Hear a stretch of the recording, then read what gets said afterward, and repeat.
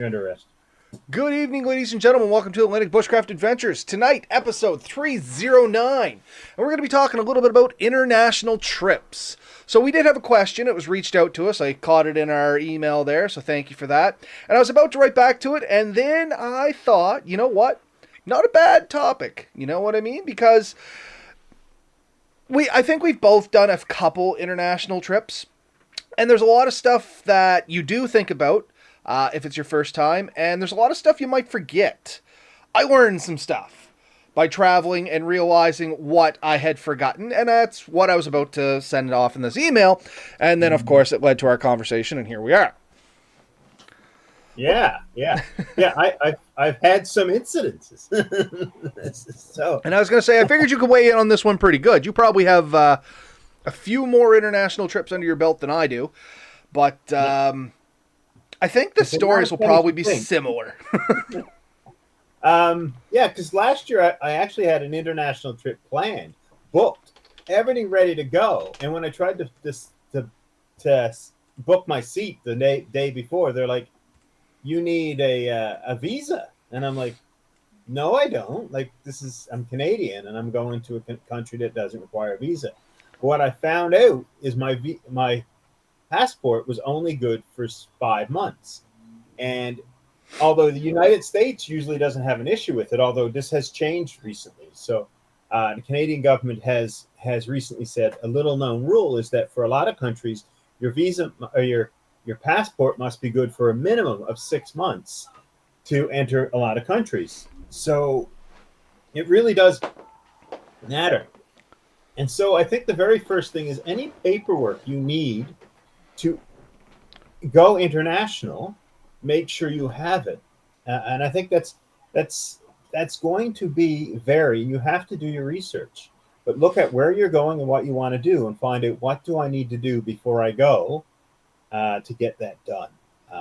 But yeah, keeping your passport up to date, vaccinations, anything like that you may have to have before leaving, and even making sure you have some kind of insurance before you leave for a trip, because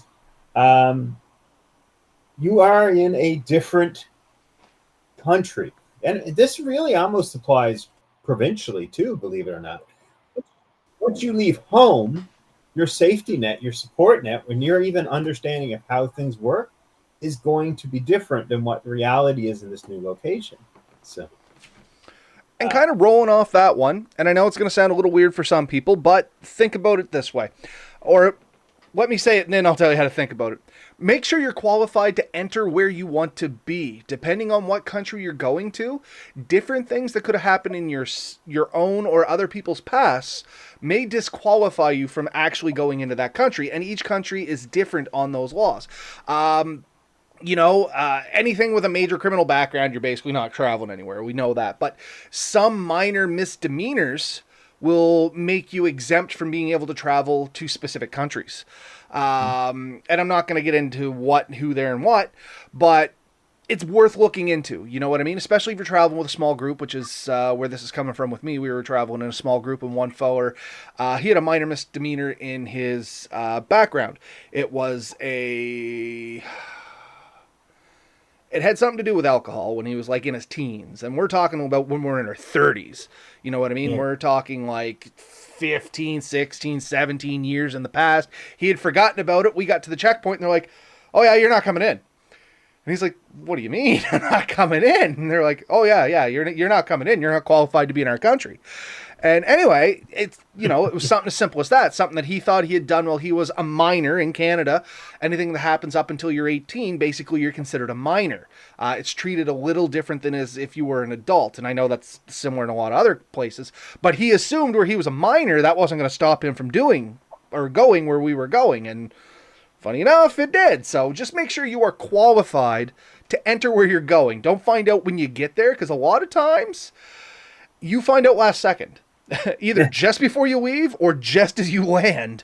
And all of a sudden it's like, well, what do you do now? Well, think about it. Like, just picture this scenario. You show up to an airport, you have your bags, you have everything packed, you're ready to go. You go through security, and then you hit customs, and then customs says no. Now you're in an awkward position because your bags are on the plane. They are going somewhere. Yeah, you're not going with them anymore, but they are gone. And this can happen. Um, and this is the other thing too. You need to be not only truthful, but pretty precise with your answers. And when you're going through any customs or anything like that, the advice they give you is don't tell them anything they don't need to know. Answer their questions, answer them honestly. If you lie, they are trained to pick up on that. It's maybe you're a better liar than me, and you're going to get away with it. I don't bother because it's not worth it to me. No, because it's not worth it in the end. If they got to come for you, generally they're not happy. No. So you answer, but like, where are you going? You tell them where you're going. Don't go tell them about the swimming pool, and they don't care. They do not care generally about that. If they do, they're going to ask you. They'll say, "Oh, what are you going to do while you're there?" And you'll be like, "I'm going to go in the swimming pool." And they'll be like, "That's awesome." But yeah, you answer just what they ask, and you get through. The other thing is make sure that everything you're taking is legal where you're going. And this sounds funny, but the fuel stove you may be taking, or the water purification system you're taking, or even the communication systems you're taking, they may A, not be legal, and B, may not function in said country. And my example of that, I have the Garmin InReach, and it's usable in like 99% of the countries in the world. But there are a few countries that have banned that item, and you can get in trouble for having it. Drones, same thing. Certain chemicals that might be water purification may not be allowed in certain countries. Potassium nitrate in Canada. You can have it in the U.S., and this is a common one. It's used as water purification or for fire starting. Potassium nitrate and sugar and, friction will make combustion. You can't own potassium nitrate in Canada without permits. I want to say a license, but it's not a license. It's like a permit. You know what I mean? Like, you have to have a permit to have the stuff. You can't just have potassium nitrate laying around in Canada. It's a class restricted substance. And another thing I'm thinking about is something as simple as a knife. If you're down in the States, a belly song or a butterfly knife, those are legal. You try and get one of those into Canada, you're going to have a one-night stay in a little cell, and they're going to talk about it at great length. Yeah, and certain knives are illegal in the States. Certain knives are illegal in Canada. Guns, if you're from the United States, you might be like, I take my gun everywhere. And I had this conversation in the last couple of weeks. I was talking to a family member, and they were talking about some friends that came up from the States. And they mentioned that they had brought their handgun across, and they go everywhere with it. And they're like, yeah, you can't have that here. No, that's a no-no. And he even looked, he said, you mean you let your wife go to the grocery store without a handgun? He said, absolutely. In fact, nobody carries a gun up here. You know what I mean? Nobody. Nobody here is carrying a handgun to the grocery store. But once again, that's normal there. It's allowed there. It's legal there. Just make sure that everything you're taking, one, is legal for transport. Because like Ben was saying, even a fuel canister, anything that's pressurized, as it goes up and the atmospheric pressure drops, it's going to expand. It could lead to, explosions. Not like great big ball of fire. That's worst case. But it could just, the side could burst out of the can. And now you have all of that chemical floating around with other people's luggage and stuff. You know what I mean? So really do your research, figure out what you're taking, make sure you're allowed to take it, and then make sure it's legal where you're going. Because there's nothing like jumping on the Canadian side and it's like, yeah, it's all good. And off you go. You get to whatever side you're landing at or traveling to, crossing, and all of a sudden they're like, nope, that's no good. And into the trash can it goes. That's just not a good feeling. Or you get there, and so you take a stove that takes a certain type of fuel, and you get there, and all of a sudden that fuel is not available. This is one of the ones we talked about, the MSR International that I've been using. It basically, if it's a flammable fluid, that thing can basically do it. There's Primus has a similar one that's a multi-fuel stove, and the beauty of those is they're very forgiving in their chemicals. So you can use alcohol, gasoline, nappa, diesel fuel, jet fuel. Like you said, basically, if it combusts, it can be pumped through it. You have to modify it a little, like some of them take different nozzles and whatnot. Yeah, But if it's combustible, you can burn it. yeah. Which, you know, do your research of what's going to be available where you're going and what's used locally. There may be a better system that you can buy, borrow, or rent when you get there. Uh, in that case, the other thing, once you get there, or even before you get there, find out what permits and passes and things you need. I've often gone down to the States. I love going there. I won't be going there for a little while, unfortunately. But one of the things is there was two passes I needed for almost every day I was down there. One was like their Discovery Pass, and then there was one was a federal pass and one was a state pass. Yeah. And between the two of them, I mean, they weren't overly expensive. I'm not going to whine about that. It was $30, $35 each. But if you don't I know mean, you have them or need them but you more show up specifically. somewhere and all of a sudden there's a sign and it's like, oh, drop $10 in this envelope or just have the Discovery Pass in your windshield and you're good. It's like, well, if I'm going to be down here more than 3 days a year, I should probably have the. So you buy the thing, you put it in your window, and all of a sudden you're good. You can park and go, and it's really good. And that money, I believe, goes towards those services, so it's worth it. But find out what you need. If you're going, and this is something I haven't done, but I've done a lot of research. If you're going to say Central America, there's certain hikes and stuff that you have to apply for. You have to apply that you're going to do it. You're going to have to tell someone.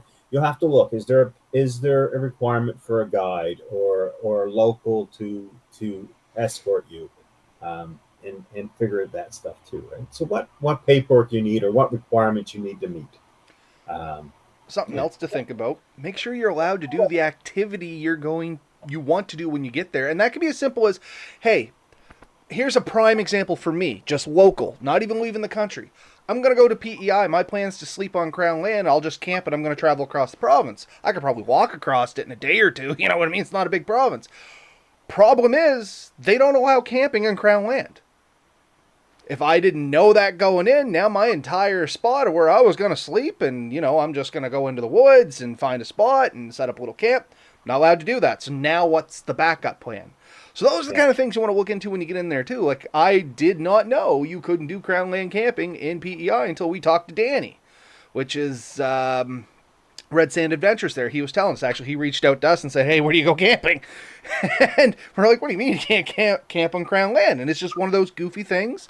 That province doesn't allow it. They have policies and stuff in place. Maybe the place you're going doesn't allow people to camp in Crown lands without a permit. Or you can only camp during certain times of the year, or you can only camp within so many kilometers of water. Like, I have heard weird and wacky regulations depending on where you're going. yeah, and it's important to know those rules. One of the things I recommend, if you can't do a lot of research, is to locate a local that's knowledgeable that can help navigate some of this stuff, especially in some places where the process to get these permits may be a bit more convoluted. And for somebody who's not used to the language, the people, the customs, that process could take a lot. And I've watched a bunch of expedition type videos where people cross multiple borders, and it seems very useful to have that point of contact, that person for each country that helps you through the minutia of those systems. And it also can help speed your trip up. So when you land, you don't spend 4 and 5 days going around doing stuff that could have all been done before you showed up if you had that connection, right? Absolutely. And that's the thing. If you're going somewhere where you're not familiar with, it's like, even if you're going on vacation, you and your family, you want to go to Mexico, it's so much easier to go through a travel agent. They know what they're doing. They know what to look for. They know where places are going to be on sale. They know what facilities are going to be open. They have the information. Same kind of thing if you're going somewhere. If you can find a local or a guide, like Ben was saying, it's going to make things so much more expedited for you at the very end of the day. It just takes a lot more load off your mind. Now, on that flip side, it's one more person to be in contact with, which leads me to my next point. Make sure that you have a good method of keeping in contact with people. There's a ton of stories of people going for walks on trails and they just never get seen again for whatever reason. You know what I mean? So have a good check-in process. such and such times I'm going to be checking in. This is my plan to make it here. Same thing you're going to do at home, but so much more thoroughly, because now this plan is your lifeline in so many realistic ways. And does your device that you're taking, because we all have phones, we all have, does it work in that country? Yeah. Right. If you don't have a Starting roaming out, plan, you ain't calling no one. You know what I mean? well, and even if you have a roaming plan, believe it or not, some phones use certain channels that other phones don't. And the ones sold in Canada generally use the the channels and stuff that are used within Canada. But believe it or not, there are frequency ranges that some phones use outside of Canada that some of our local phones don't have access to. And if you buy international phones, you'll see they have a much broader range of frequencies they work at. And that's because they are meant to be sold in more and more countries. If they're only meant to be sold in North America, they have a narrower bandwidth. Now, that might mean those phones work better here. You know what I mean? Like, they're tuned for those frequencies, where a broadband one might work okay everywhere, but not great anywhere. And I can't speak to 100% of that. Just check and see, when you go down and you buy your SIM card, are you going to be locked to one or two frequencies when there's more that would be available, because that's all your phone can do. Small random tangent Yeah. off of that. That's kind of why I miss call cards and pay phones. When I used to travel to the US, either for work or pleasure, whatever, I used to buy a card and it gave you so many minutes, and you just find a payphone, you dial the number, and bam, you were good. You know what I mean? But you know what? The only place I ever see payphones anymore is hospitals, and hopefully I don't end up in one when I'm traveling. It's interesting you say the last call cards I had was probably just before or around when I met my current wife.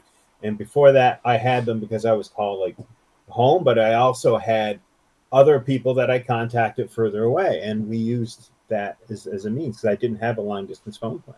Yeah, no, neither did we. Like, when I traveled to Florida, I used to pick up the $10 call cards to keep in contact with Melissa, and this is talking like 2006, 7, Yeah. somewhere in there.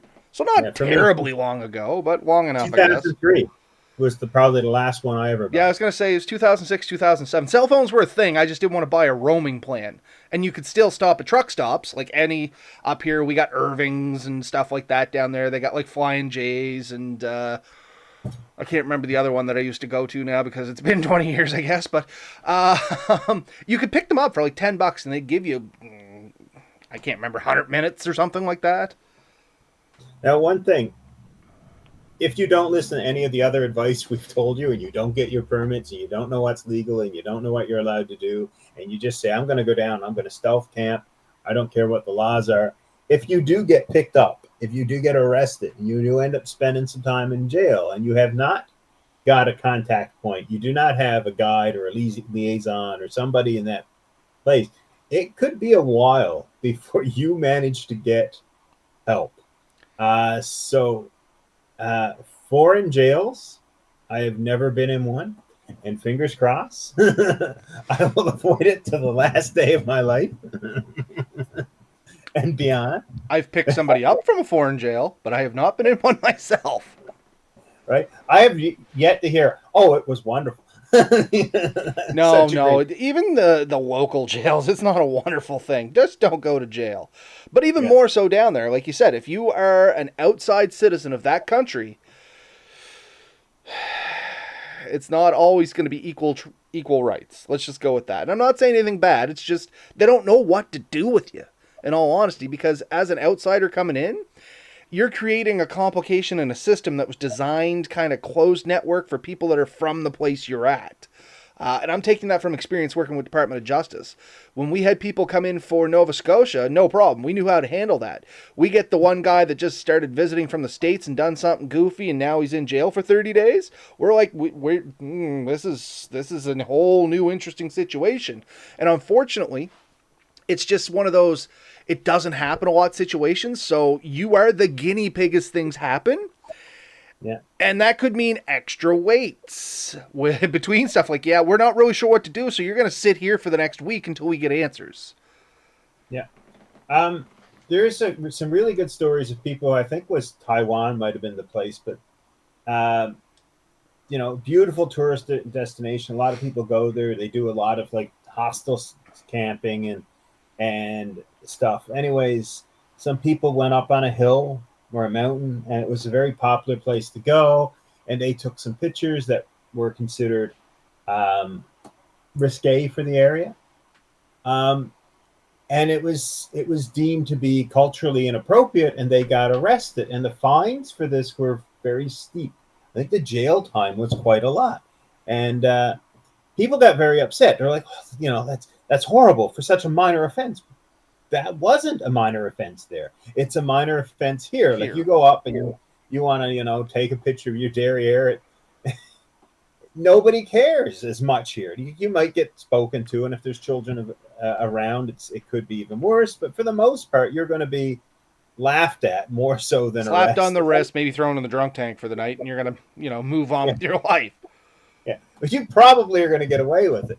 Not so much in other countries. And I mean, there's other things that you couldn't do here that you can do there. Nobody thinks twice of it. And that's just the thing. If you have to understand the rules, the culture, the expectations for that location. And there's a good thing. Oh, sorry. Go ahead. Finish your thought, Ben. And I said, and respect them. Like, this is how they live. So that's what I was going to say. Is culture is a very important one. Depending on where you're going, like, especially if you're going to be doing urban camping, like, yeah, you're going to run to the woods, have some adventures, but you're still going to be around urban areas and around different people, their cultures and their traditions. Learn a little bit about that. Like, what I'm thinking of is simple as like going to China, Japan, one of the Asian countries like that. Just how you eat at a restaurant out. There is cultural understandings of how you or what your etiquette should be. You know what I mean? Like, I'm thinking in a lot of places in China, generally it's very quiet. Here, if you go out with a couple of friends, like there's 60s around a table, and you go to like a Boston Pizza or something like that, you're probably going to get a little rowdy, and nobody's really going to put an eye to it. In other areas, you start talking too loud. Like how I'm talking now into the mic would be considered rude, and you may get asked to leave simply on that.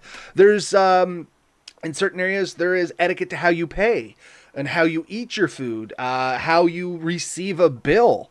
All good things to know. I'm sure they're not going to kick you out. You're not going to get, anything terrible about it, but it could make you uncomfortable. It is definitely worth taking a couple minutes or a couple days, evenings while you're planning this, because hopefully you are planning this and it's not spur of the moment, but learn a little bit about where you're going and what to expect when you get there.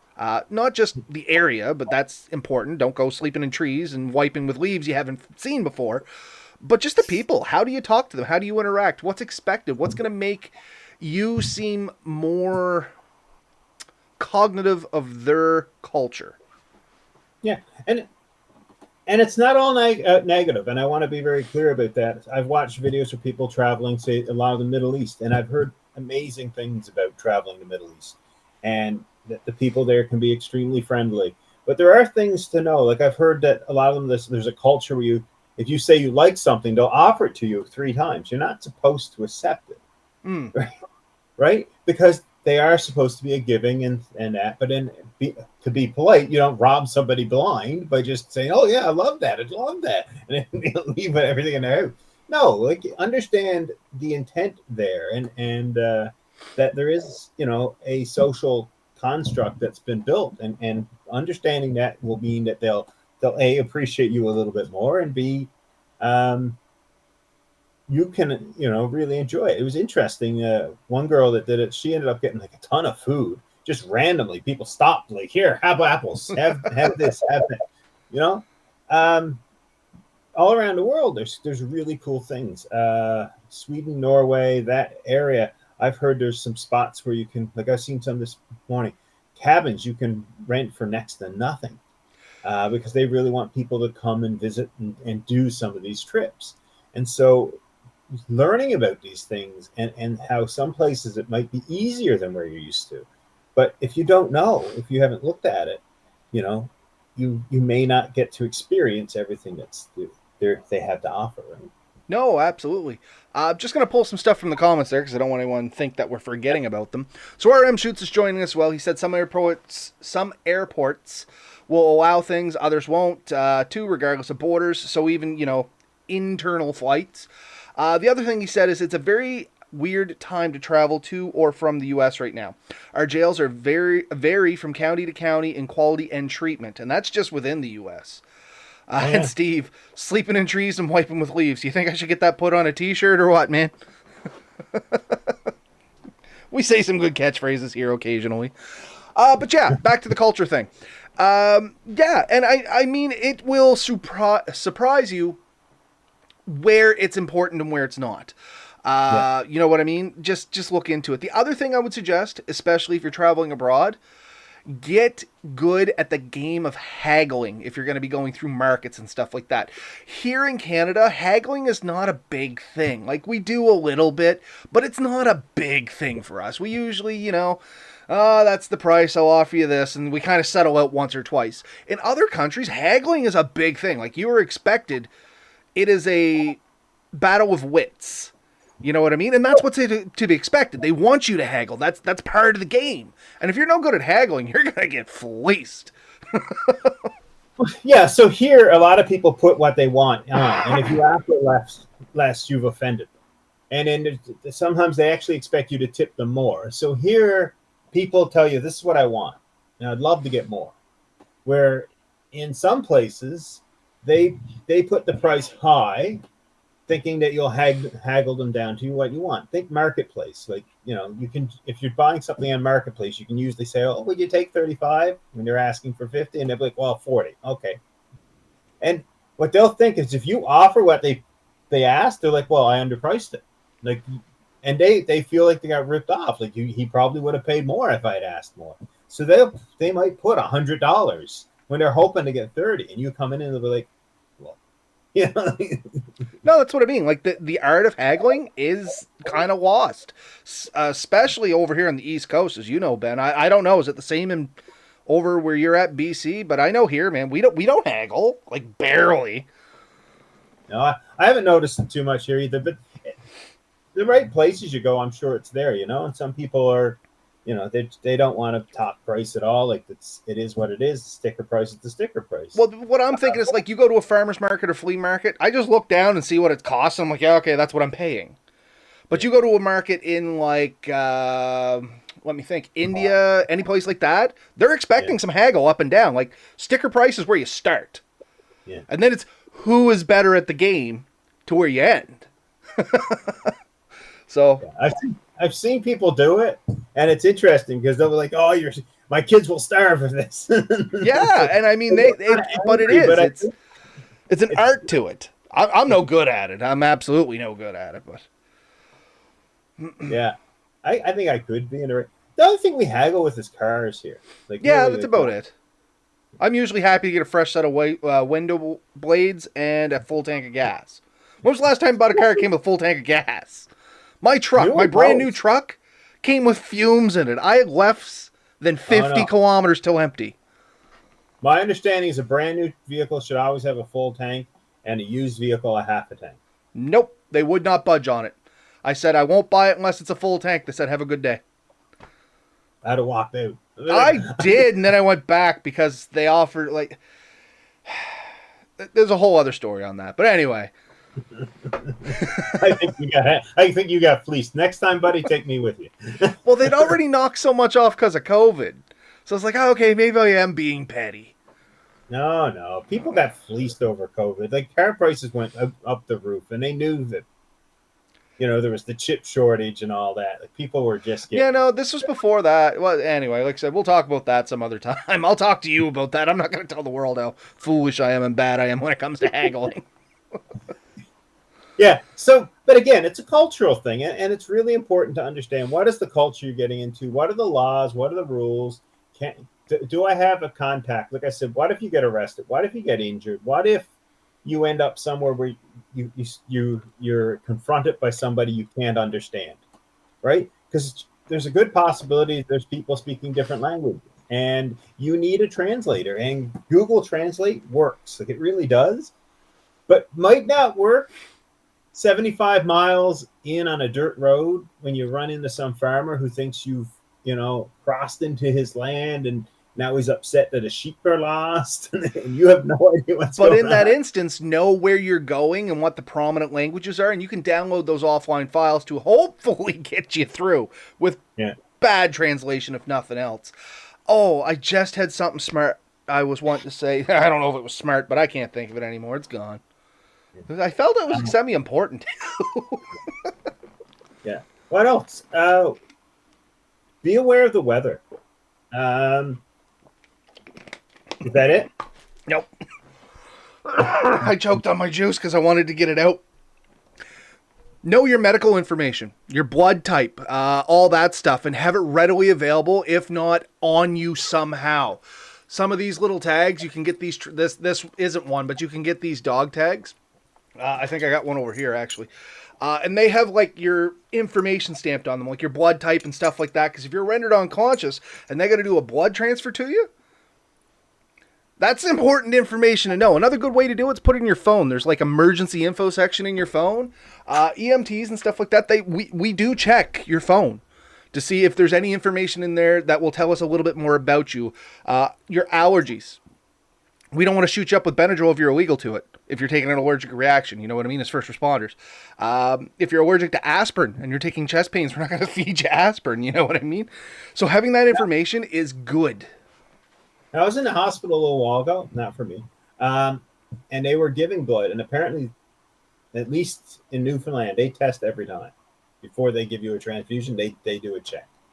I don't know if it was a life and death, last second thing, what they would do. I guess O negative would probably be a pretty good bet if they have enough of it. But yeah, it's one of those things that just because you have a sticker on you or a tattoo that says A plus or O negative or AB, whatever, doesn't mean they're going to necessarily believe you. Yeah, but at least it's a start. It's better than having nothing. But it's not even that. Just in case you need it when you go to the hospital. Like, do you know what you probably do because you're like me. You check into that information. The average person actually doesn't know their blood type. You know what I mean? No. This was the conversation I had in the hospital because everyone that was in the room with me, and I said, like, do you know your blood type? And they're all like, no, Ben. Like, why would we know that? That's and why people ask me, they're like, why do you know your blood type? I'm like, because it's important information. Absolutely. I know my blood type. That's like saying, well, don't you know your SIN number? And it still surprises me when people are like, oh, no, I don't know what that is. I'm like, how do you not know what your SIN number is? Or for our American brothers and sisters there, no idea social insurance number. You don't know what yours is? Man, I got mine memorized. I can tell you my military number like that. Yeah, see, that's the important one for you. I used my, working with the government, I use my SIN number a lot, right? I have not legally needed my in over 25 years. Like, I use it about 8 times a year every time. All the forms I got to fill, it's going to put that crap on it. Anyway, we digress. For 2 years, if I wanted to get my pay, I needed to know my service number. So they'd be like, what's your service number? Into Exactly. I still remember my school ID from college. I still remember my school ID from high school. I'm good with numbers, though. I know the pizza number from when I was in university. I know 310-30-30. 5766657, and anyone who knows what that is, text us. Is it good pizza? Anyway, yeah, no, folks, we're coming up on our, we're past our 30 minutes. I guess, like I said, I hope we answered the question. I will definitely send an email with the link to this video out to that person. And hopefully we gave a little information for you folks out there that may be looking to do some international traveling, regardless of where you're going. You know what I mean? It's good information, not, like Ben said at the start, not just from going country to country, maybe even just province to province, territory to territory, state to state, whatever you have available to you. It's definitely worth looking into. I was surprised. Like you said, the difference between Nova Scotia and PEI, the difference between Newfoundland and Nova Scotia, the difference between all 4 of those and BC. There's a lot of things. There's similarities, yes. But some things that I thought would have just been Canada-wide, they're not. They're province. And so it's interesting if you watch a lot of the people from the U.S. when they come to Canada, like, oh, in Canada, this is the rule. Maybe in Ontario? Depending where you're at, like I said. Like, province did you go to? Because we are quite different. I was going to say, even as simple as like fire regulations. You know what I mean? Fire regulations vary drastically from province to province. When you can burn, what you can burn, how you can burn. You may not just be able to go in the woods and make a campfire. Here in Nova Scotia, once the fire index is up above a certain amount, you go into the forest and make a campfire, even though you're camping. Somebody sees that smoke, somebody's coming to investigate it, and you could be liable for everybody that came out to investigate that. So yeah, state to state, province to province. I think the states are fairly similar. I've done some research in some of the states. There are some things that are universal. It's a federal type thing, but there's other things that are statewide, and it's good to know that when you're doing those trips. Are there permits that are good in one state and good in the next? Sometimes. Some of the federal ones I bought were only good for like a swath of states. Like I have 5 or 6 states that I could travel and use that federal one. But if I wanted to go to the East Coast, it's a different permit, and that's fine. Like not dissing that. They have their system. It's fine when you know. But that's your responsibility as the outsider coming in and using somebody else. It's no different than going to someone else's house, right? You go to my house and maybe it's perfectly fine to open the fridge and take what you want and start cooking up a meal. But you go to, to Robert's house and he may be a little bit more. That's how you get a screwdriver in the ear. But you never know. We're joking, but you never know. Like I said, in Canada and Japan and places like that, super common to take your boots off when you go inside. In some places, it's absolutely rude not to. Other places, you just wear your shoes through everywhere. And I mean, it's just culturally different. You know what I mean? Oh, yeah, you get shot, you walk through someone's house in Newfoundland with shoes on. Yeah, that's what I mean. Like here, if I had to walk through my grandparents, if I made it past the door with my boots on, my grandparents would have cuffed me up back of the head and I would have been stuck peeling potatoes for a week. You thought the military was tough. Oh, grandparents from the sticks, man, they'll get you every time. They're all about that tough love. Anyway. Oh, I was saying like baseball hat. You didn't do it. Oh, God. Do not wear it. I know we're at the end of the show, but I'll tell a little story. Melissa still laughs at me. If I stop to get a coffee or a donut when I'm driving, I have to take my hat off and put it on the dash of the truck. I cannot eat with something on my head because the back of my head will start to hurt. It's ghost pains, but it will start to hurt. And Ben knows why. Ben grew up in my generation. He knows why. He's laughing because he can feel it too. But I cannot eat with a hat on. I can't sit at a table. I can sit anywhere in a house. I know like some of the people I grew up with couldn't even wear a hat in the house. I wasn't that bad, but I can't sit at a table and I can't have a piece of food in my hand or a drink with a hat on. No, there's it's that, and that's culture, right? Like not everywhere is like that, and they'd be like, what? No, when I grew up and moved out of the sticks and moved in with my roommates, and they would sit down in the house with their cap on, bowl of cereal on the couch, eating it. I'm like, how can you do that? Don't you get the heebie-jeebies? They're like, why would we? I'm like, we grew up different, obviously. We are not the same. We are not the same. But anyway, it's worth knowing these things, folks, as after we laugh at all these stories. It's definitely worth knowing. Because even a cuff up back to head can be awful embarrassing at the wrong time, is all I can say. Yeah. So, look, do your research. We've always said that. Test all your gear before you leave. Any gear you can't take down. I'm just going to do a quick highlight. Find out what the local versions are. You may have to pick up stuff locally. Food is another really big one. You just can't travel with a lot of food. I'm sorry, it's just not a thing.